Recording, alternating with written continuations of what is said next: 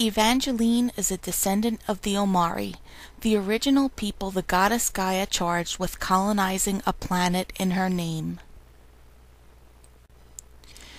To accomplish this monumental task, she bestowed upon them the Genesis Stone, which contains the essence to bring forth life to this desolate planet.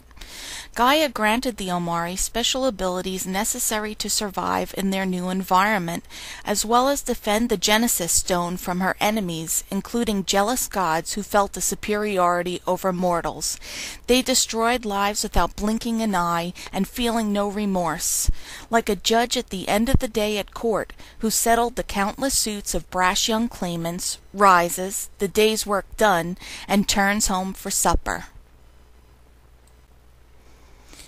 The Omari soon transformed the planet, aptly named Gaia Omri, and the population blossomed. Generation after generation lived in peace until now.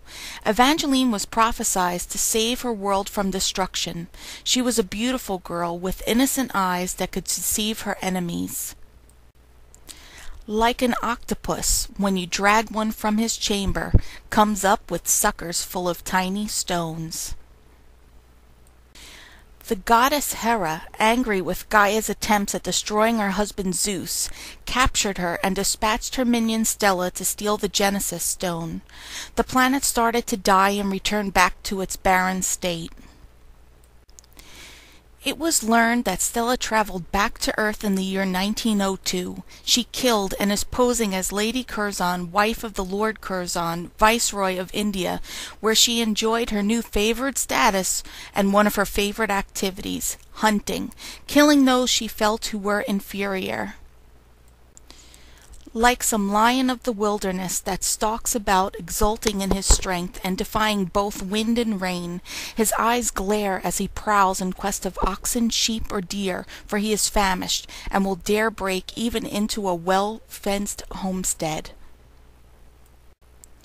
She grew careless, and a picture was taken with her latest conquest that showed the Genesis Stone adorned in her belt. Evangeline arrived at night to steal the stone back. She struck a match, but noticed men approaching with rifles. Like some animal surrounded, dreading the gangs of hunters closing their cunning ring around him for a finish. They thought they had the upper hand, but Evangeline used her psych powers to implant their greatest fears in their minds. They quickly went running. She battled her way to camp. Punches and kicks were thrown at mind-bending speed. Not until she reached Stella's tent did she pull out her favorite knife. Stella was waiting and arrogantly wore the Genesis Stone-adorned belt. The battle was intense, and both were wounded. Evangeline was able to break through Stella's psyche at last. She sliced off the belt and left her a nice gash in the abdomen to go with it. Evangeline returned to her planet with the Genesis Stone, saving her people. Hera was so angry with Stella's failure, she left her in India.